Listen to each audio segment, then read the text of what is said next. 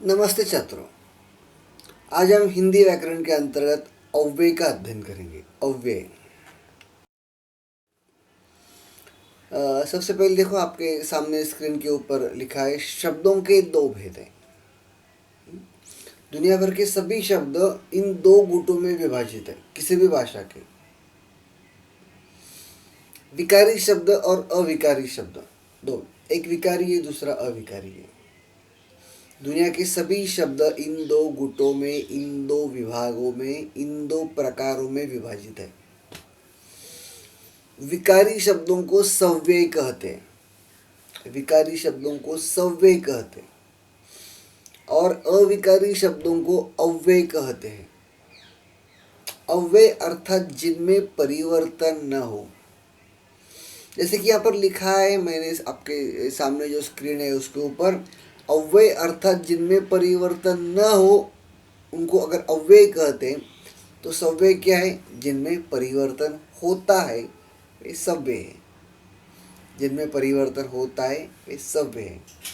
अभी सव्यय यानी विकारी शब्दों के चार प्रकार होते हैं।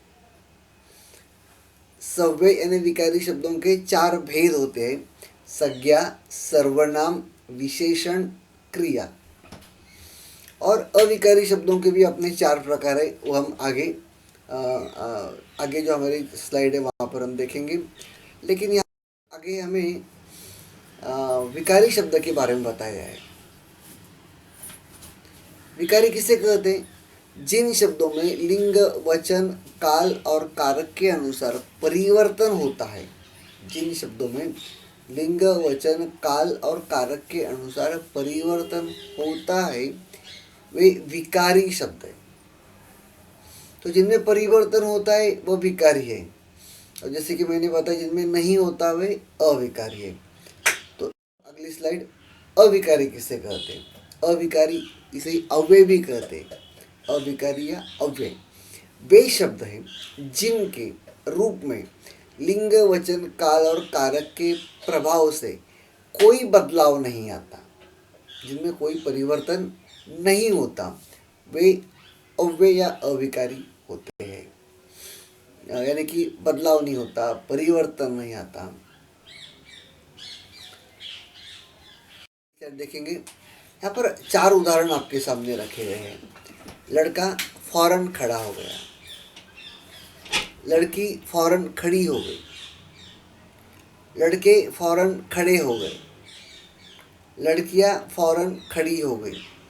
तो देखो यहाँ पर लड़का, लड़की, लड़के, लड़कियां, जैसे कि लिंग और वचन बदलते जाते हैं वैसे ही क्रियाएं भी बदलते जाते हैं। जैसे कि लड़का खड़ा हो गया, लड़की खड़ी हो गई, लड़के खड़े हो गए, लड़कियां खड़ी हो गई। इन सारे शब्दों में कुछ ना कुछ बदलाव आता है लिंग, वचन, कारक के अनुसार। लेकिन जो फौरन शब्द है इसमें कोई बदलाव नहीं है, तो ऐसे शब्दों को हम अव्यय कहते हैं। ऐसे शब्दों को हम क्या कहते हैं? अव्यय। बाकी सारे क्या है? सव्यय है। अभी इस अव्यय के चार भेद हैं। जैसे कि उस समय मैंने आपको सव्यय के चार भेद बताए थे: संज्ञा, सर्वनाम, विशेषण, क्रिया। यहाँ पर मैंने आपको अव्यय के चार भेद आपके सामने स्क्रीन के ऊपर लिखे हैं: क्रिया विशेषण अव्यय, समुच्चय बोधक अव्यय, संबंध बोधक अव्यय और विस्मयादि बोधक अव्यय। अभी हम एक एक करके इसके बारे में जानकारी लेंगे। सबसे पहले क्रिया विशेषण अव्यय। जो अव्यय क्रियाओं की विशेषता बताते हैं उन्हें क्रिया विशेषण अव्यय कहते हैं। जो अव्यय क्रियाओं की विशेषता बताते हैं उन्हें क्रिया विशेषण अव्यय कहते हैं। यानी कि वाक्य में जो क्रिया हो रही है उसकी विशेषता दर्शाने वाला शब्द क्रिया विशेषण अव्यय होता है। जैसे कितना, चुपचाप, धीरे धीरे, अब, रोज, यहाँ, बहुत, इर्द गिर्द। जैसे कि लड़का धीरे धीरे चलता है, चलने की क्रिया हो रही है, वाक्य में चलने की क्रिया हो रही है। कैसे? धीरे धीरे। तो धीरे धीरे उस क्रिया की विशेषता दर्शाने वाला शब्द है। धीरे धीरे उस वाक्य में होने वाली क्रिया की विशेषता दर्शाने वाला शब्द है, इसलिए वह क्रिया विशेषण अव्यय कहलाता है। इसके कुछ उदाहरण लेंगे। जैसे कि गाड़ी धीरे धीरे चलती है, चलने की क्रिया हो रही है, उसकी विशेषता धीरे धीरे शब्द द्वारा व्यक्त हो गई है। हमने फटाफट कामों की सूची बनाई, कामों की सूची बनाने की क्रिया हो रही है, वह कैसे? फटाफट।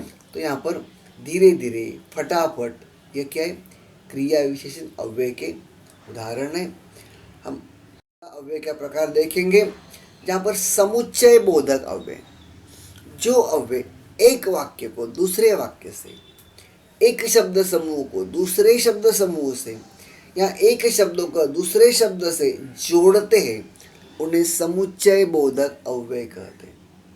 जैसे और, तथा, या, अथवा, किंतु, परंतु, लेकिन, इसलिए, एवं, कि, तथापि, बल्कि, ताकि, यदि।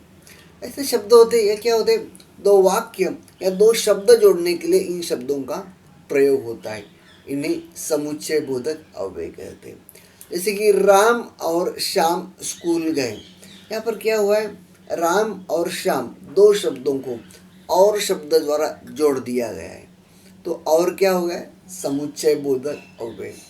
और एक बात याद रखना है, कई बार बच्चे गलतियां करते हैं और लिखते समय।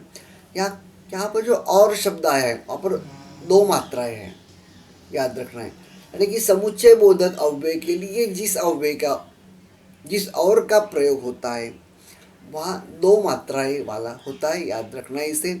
और की के बारे में कई बार छात्र गलतियाँ करते हैं। तो समुच्चय बोधक अव्यय या फिर दो वाक्य या दो शब्द जोड़ने के लिए, दो वाक्य जोड़ने के लिए जिस की का प्रयोग होता है, वो हमेशा ह्रस्व होती है।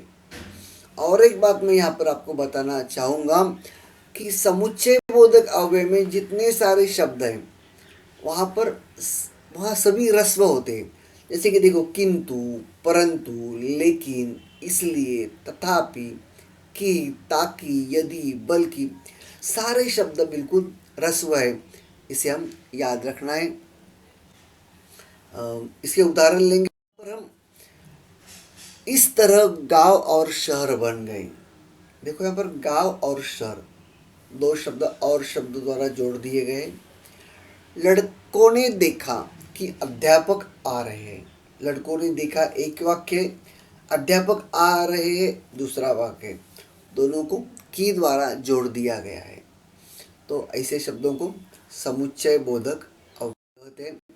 अगला संबंध बोधक अव्यय, जो अव्यय संज्ञा या सर्वनाम के बाद आकर उस संज्ञा या सर्वनाम का संबंध वाक्य के दूसरे शब्दों के साथ जोड़ते हैं, उन्हें संबंध बोधक अव्यय कहते हैं। यानी कि संज्ञा और सर्वनाम के बाद आने वाला ही शब्द है, लेकिन संज्ञा और सर्वनाम का संबंध वाक्य के अन्य शब्दों के साथ जोड़ने वाला यह शब्द है। जैसे से पीछे, के आगे, के पहले, से पहले, के निकट, से दूर, के अंदर, से बाहर, से हीन, पर्यंत, तक, भर, के सामने आदि जो सारे शब्द होते हैं वह संबंध बोधक अव्यय है। यहाँ इसके उदाहरण जैसे भालू बच्चों के साथ रहने लगा, के साथ, बंगले के पीछे झोपड़ी है, तो के साथ, के पीछे, ये सारे शब्द जो होते हैं, ऐसे जो शब्द होते हैं वह संबंध बोधक अव्यय हैं। अगला हमारा और आखिरी प्रकार है विस्मयादि बोधक अव्यय। विस्मय ने आश्चर्य, जो अव्यय बोलने वाले के मन के भावों को, जो अव्यय बोलने वाले के मन के भावों को व्यक्त करता है, उसमें उसे विस्मयादि बोधक अव्यय कहते हैं। जो अव्यय बोलने वाले के मन के भावों को व्यक्त करता है, उसे विस्मयादि बोधक अव्यय कहते हैं। जैसे शाबाश, वाह, अरे, अच्छा, आ, अबे, ओ, हे राम, छी, सच, चुप रहो। तो ऐसे जो शब्द होते हैं वो विस्मय व्यक्त करने वाले होते हैं, तो इसलिए उनको विस्मय आदि बोधक अव्यय कहते हैं। इसके उदाहरण लेंगे तो आप और बात समझ में आ जाएगी। हाय, बेचारा रामू अनाथ हो गया। हे भगवान, मेरी कुल्हाड़ी। तो यहाँ पर हाय, हे भगवान, ये जो शब्द है यह विस्मय व्यक्त करते हैं, इसलिए इनको विस्मय आदि बोधक अव्यय कहते हैं। यहाँ पर हमने अव्यय को अच्छी तरह समझ लिया है। यहाँ पर हमने अव्यय की परिभाषा और उसके साथ साथ उसके 4 भेदों के बारे में जानकारी ली।